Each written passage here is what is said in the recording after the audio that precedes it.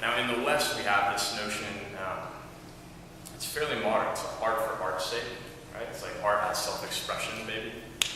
And this is something that, if you look at ancient cultures, or you could say traditional cultures, it's an unknown way of thinking. There was no such thing as art for art's sake in, say, ancient Egypt, and even ancient China, certainly ancient India, and out of that, ancient Tibet, and even to a large extent modern Tibet.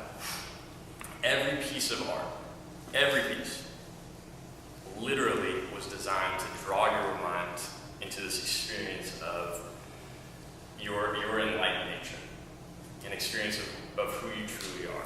Now, there's a lot of different ways to talk about that. One way is, experience of emptiness, an experience of rooted nature, rest in the nature of mind, a lot of different words, but basically it's an authentic experience of who we really are.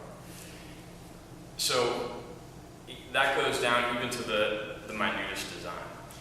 And in Thangka painting, Thangka, for those of you that don't know, Thangkas are these portable canvases. This one is a bit large to be portable. Something like this, I've seen other Thangkas that are about this size, and typically they're rolled out maybe once or twice a year in a big monastery.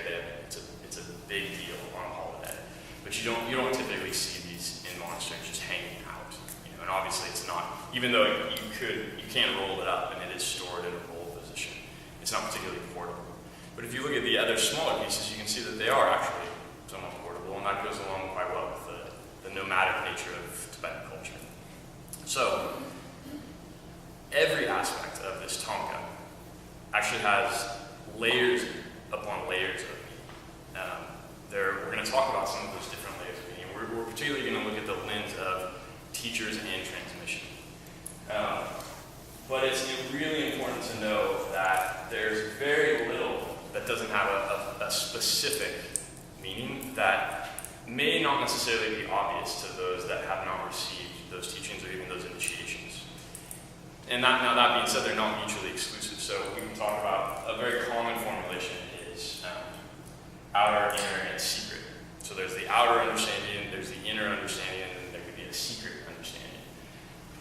Now, our modern kind of Western minds tend to think, oh, well, the secret's the real one, right? Like I've got the secret one, so that's the real one, that's the ultimate meaning. But that's not the case at all, actually.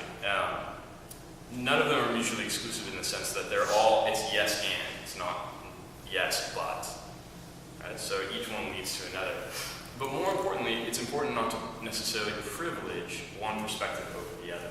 Now by that I mean, it's not to say, oh, well, this is the inner, it's the special, or this is the secret, it's the special. The reason being is that you want to meet the art wherever you find the most resonance. Now, the reason for that goes back to purpose. The purpose is to have a connection with the art in a way that is meaningful, that draws you into this, a so-called spiritual experience. So that's the point. So when I may throw around some terms that sound like, oh, the inner, that's the real thing. Just know that there's a big